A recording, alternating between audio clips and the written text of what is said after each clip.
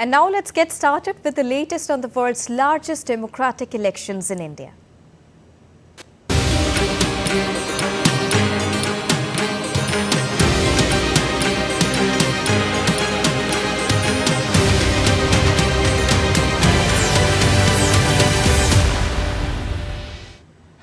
While India is all set to vote in the fourth phase of voting on Monday, Saturday was the last day of campaigning for the fourth leg of the seven-phased parliamentary elections.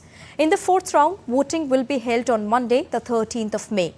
As many as 96 parliamentary constituencies across 10 states and union territories will go to the polls in this fourth phase.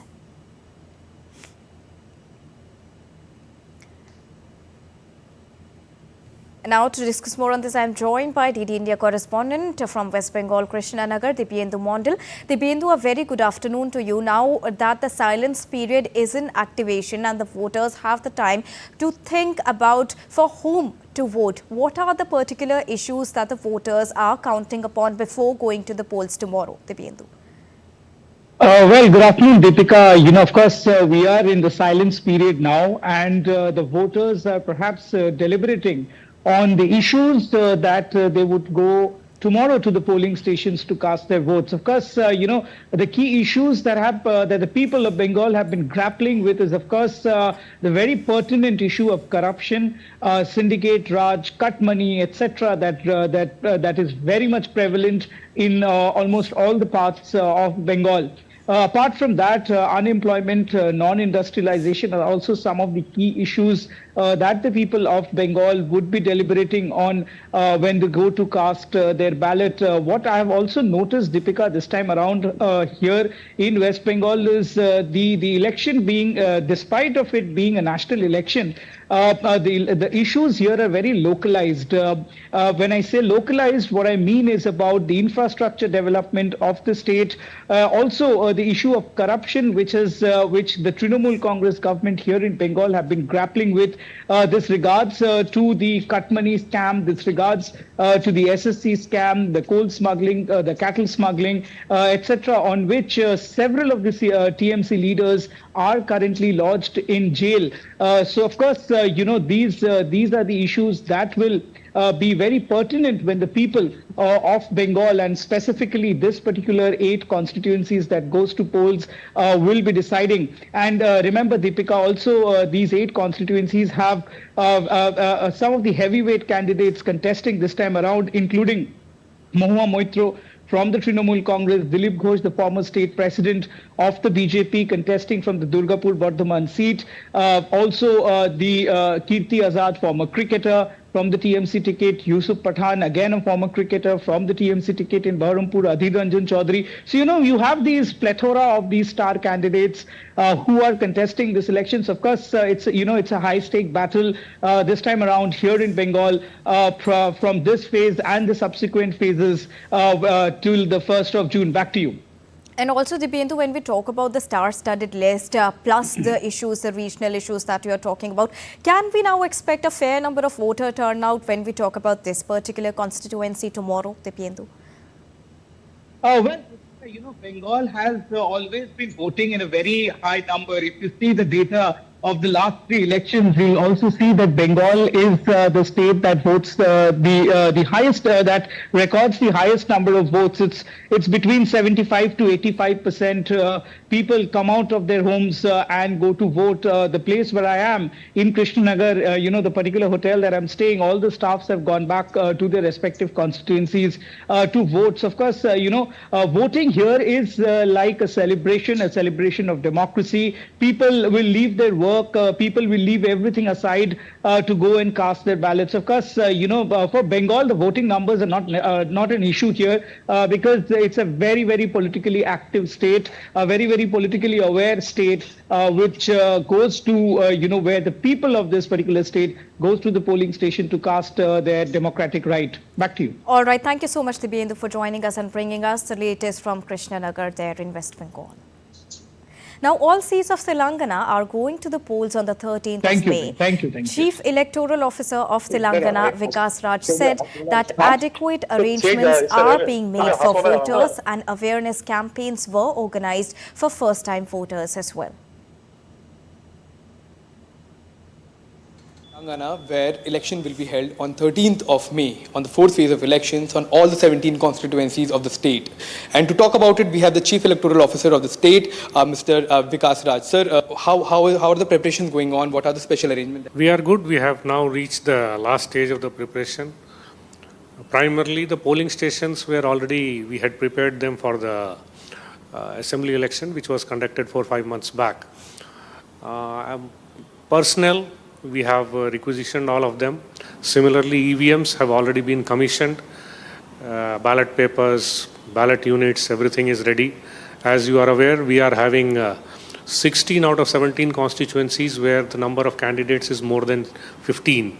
So we had to use the second and third ballot units. So all those arrangements are all in place. We are going to make adequate shade not only for the people to rest but also for the queue area. Right. We will be having drinking water arrangements. We will be putting fans, coolers, mist fans, whatever we can get in the villages to the extent possible in all the polling stations. What are the arrangements that the Telangana Voter Election Commission has been taking in terms of ensuring that the voting percentage remains high for the first-time voters, for other voters as well?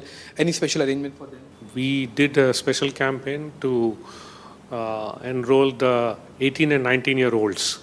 So we are happy to tell that we are probably the best in the country in terms of percentage of 18, 19 years old.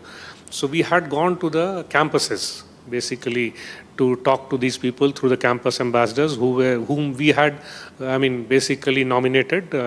We had taken these people and we had trained them to talk to the rest of the people in the colleges. That is Mr. Vikas Raj, the Chief Electoral Officer of Telangana, and according to him, all the preparations are in place. Campaigns have been run to ensure that a good voting turnout is registered in the state, where all 17 seats will be going to polls on 13th of May. With camera person Ramakant Sharma, Akshay Dongre, DD India. Now, as Jammu and Kashmir gears up for polls, the Chief Electoral Officer of J&K, P.K. Pol, has said that all preparations for the upcoming Lok Sabha elections for Srinagar parliamentary seat on the 13th of May have been completed. DD India's Rama Tyagi has more inputs from Srinagar. What are the preparations for the 13th of May? 13th May, Srinagar parliamentary constituency is going to poll, and the preparations are almost complete. We have commissioned the EVMs.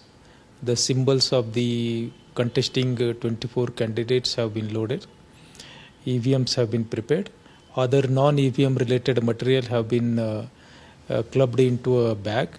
Bags are ready. Polling parties are being trained. Almost in every polling stations we are holding the booth awareness committee meetings.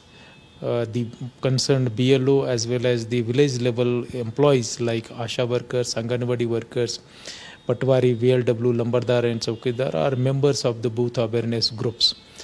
They are expected to make the villagers aware about the poll date, timing, etc. So all the preparations have been done for free and fair election in Jammu and Kashmir. Now authorities are hoping that poll percentage will increase this time. With camera person Vinod Oja, this is Rama Tyagi for DD India.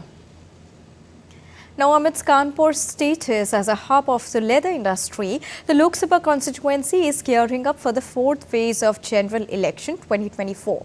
People, including workers from this industry, are eagerly anticipating the chance to cast their vote with some high-holding expectations. Watch this report by DD India correspondent Siddharth Bharadwaj.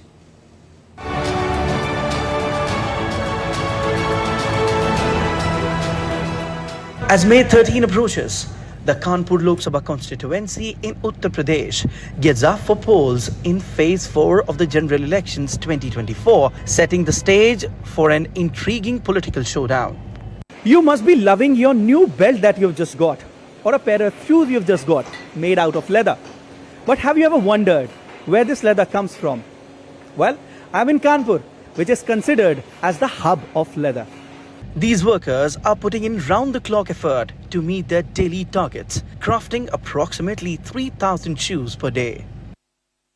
Despite all the challenges they encounter in their daily lives, They expressed determination to exercise their right to vote. 13 तारीख को आने वाले मतदान करने जाना है और आने वाली सरकार से बहुत उम्मीदें हैं।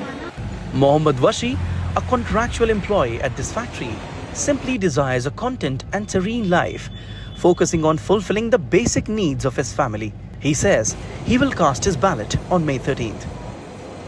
आने वाली 13 तारीख को मैं वोट डालने जाऊंगा और आने वाली सरकार से मेरी गुजारिश है कि मेरा कामकाज यूं ही चलता रहे।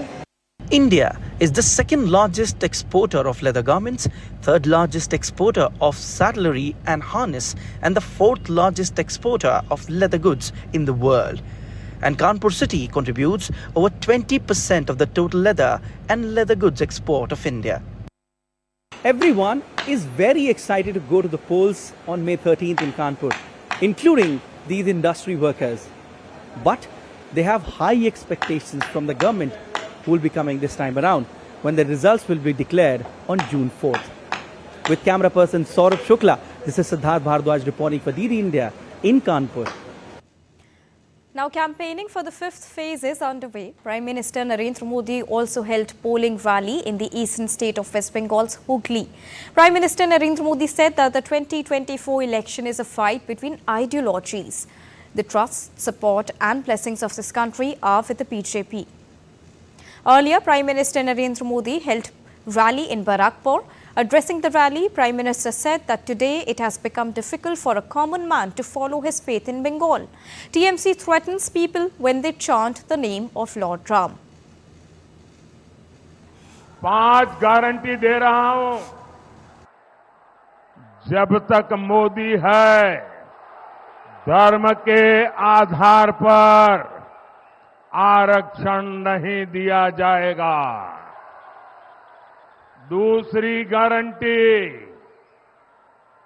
जब तक मोदी है, एससी, एसटी, ओबीसी का आरक्षण कोई खत्म नहीं कर पाएगा।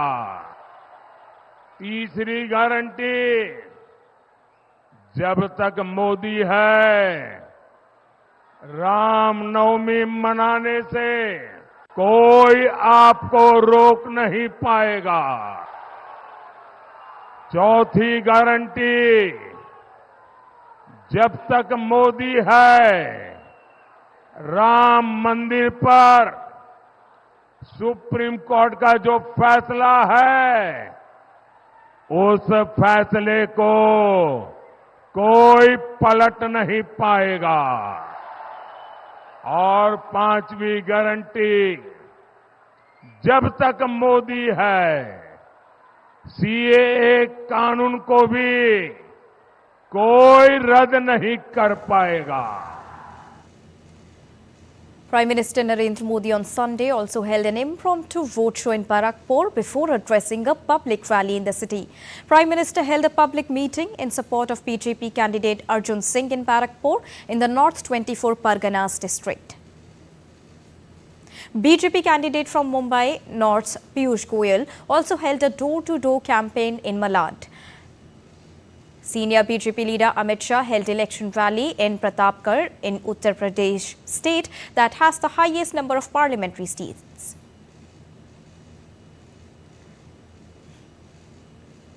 The Home Minister also held campaigning rally in the city of Raebareli. He said that Congress leaders never visited the area even after getting elected from here. Now, Congress President Mallikarjun Kharge will be holding a public meeting in Maharashtra. Congress leader Rahul Gandhi is scheduled to hold interaction with youth in New Delhi as well.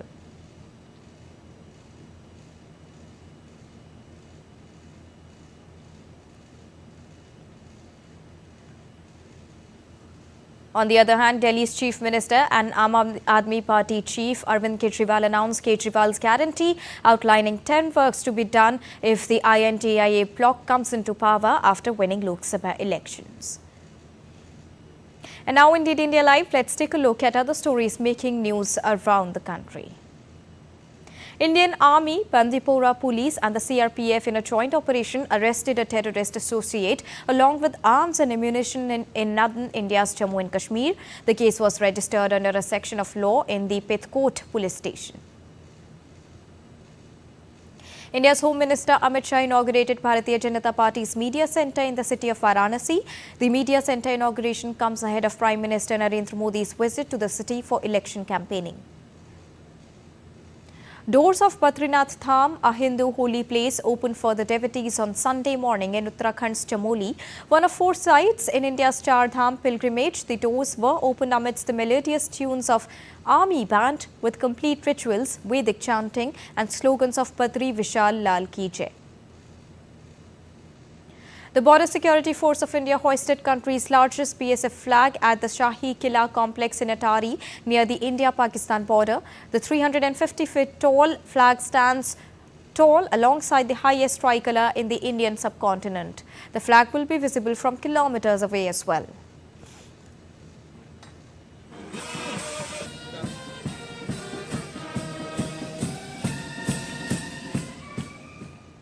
We are moving for a short break, but still to come on DD India Live.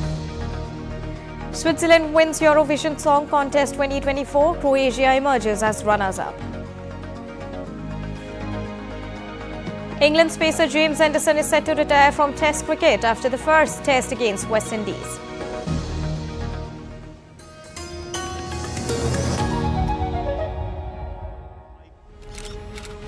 Versus facts. In-depth news and analysis with experts who will help you decide why this election matters. DD India is the main election headquarters with numbers most accurate, data most reliable, and viewership across the platforms. Stay tuned to the Great Indian Election only on weekdays at 8:30 p.m. IST and 1500 hours GMT.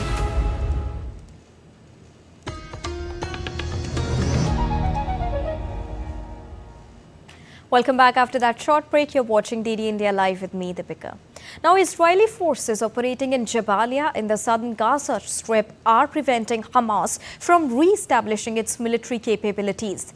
Rear Admiral Daniel Hagari said that Israeli forces operating in Gaza City's Zaytun district killed about 30 terrorists.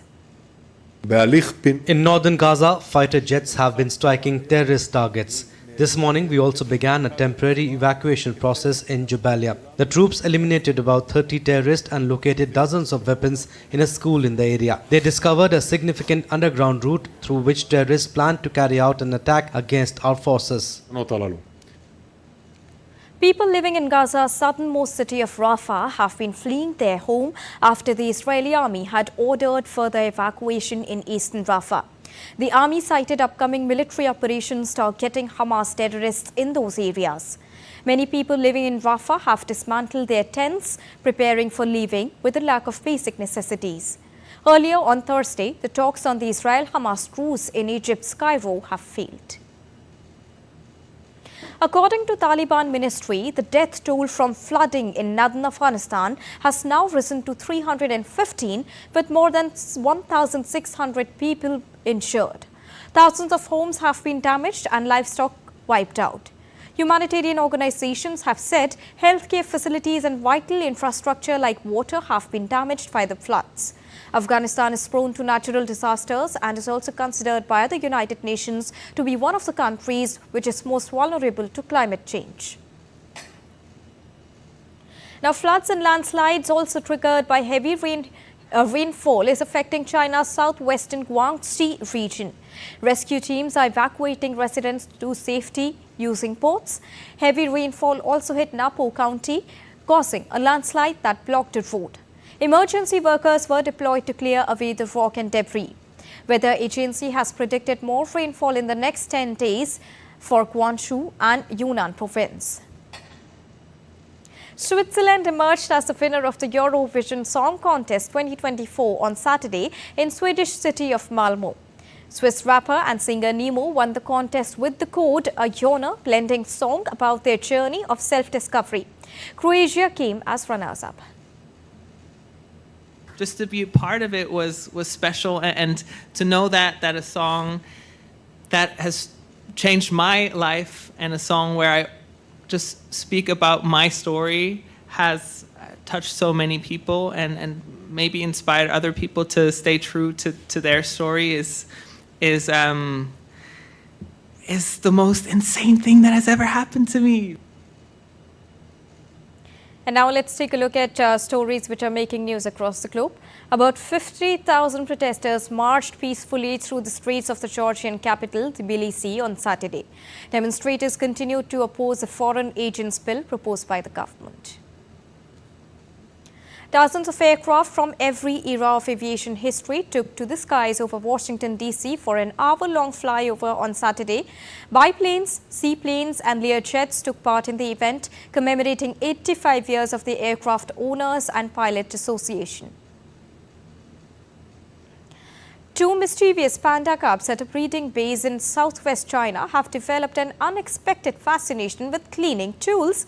Their fascination with cleaning has turned mundane chores into moments of laughter and amusement for everyone. Moving on in sports, Indian wrestler Aman Sehrawat lived up to high expectations as the Asian champion secured an Olympic quota in men's 57 kg freestyle weight category at the World Wrestling Olympic qualifiers in Istanbul, city of Turkey. Sehrawat defeated Han of the Democratic People's Republic of Korea by 12-2 in the semi-final for India's 6th quota in wrestling. On the other hand, Deepak Punia was eliminated from the qualification race following his crushing defeat in the first round. Now, this was India's first Paris quota in men's freestyle wrestling. All of the previous 5 quotas were obtained by the Indian women wrestlers in a first. The Istanbul meet is the final opportunity for wrestlers to obtain a quota for the upcoming Summer Olympic Games. 3 Paris Olympic quotas are on for offer in each weight category. England's pacer James Anderson is set to retire from Test cricket after the first Test against West Indies that will take place from the 10th till the 14th of July. Anderson is the most successful pace bowler in Test history with 700 wickets. In his distinguished career, the pacer has picked up 987 wickets across formats. Here's a report that tells you more on this. The curtain is set to fall on one of the illustrious career in cricket. England's pacer James Anderson has decided to call it a day after first Test against West Indies at Lord's in July. The match takes place from July 10 to 14. Anderson said in a statement, "It's been an incredible 20 years representing my country, playing the game I have loved since I was a kid. I'm going to miss walking out for England so much. But I know the time is right to step aside and let others realize their dreams just like I got to, because there is no greater feeling." Anderson made his debut in 2003. He is the most successful pace bowler in Test history with 700 wickets in 187 matches. He is only behind Sri Lankan spinner Muthaiya Muralidharan and Australia's Shane Warne. The 41-year-old has featured in 400 international matches. The pacer has picked up 987 wickets across formats. Anderson has grabbed 32 5-wicket hauls and 3 10-wicket hauls. The retirement was expected because Anderson has been used sparingly by England in the recent Test matches. Sports Desk, DD India. And that's all for this edition of DD India Live. But let us know your thoughts on the news of the day. For those on the go, you can get all the latest news and updates from India and across the world on the DD India mobile app. The app is available on both Android and iOS platforms. Scan the QR code on the screen to download it right now. We'll be back with more news as it breaks here on DD India. I am Deepika Mehta, and from all of us here in Delhi, thank you so much for watching DD India Live. Namaskar.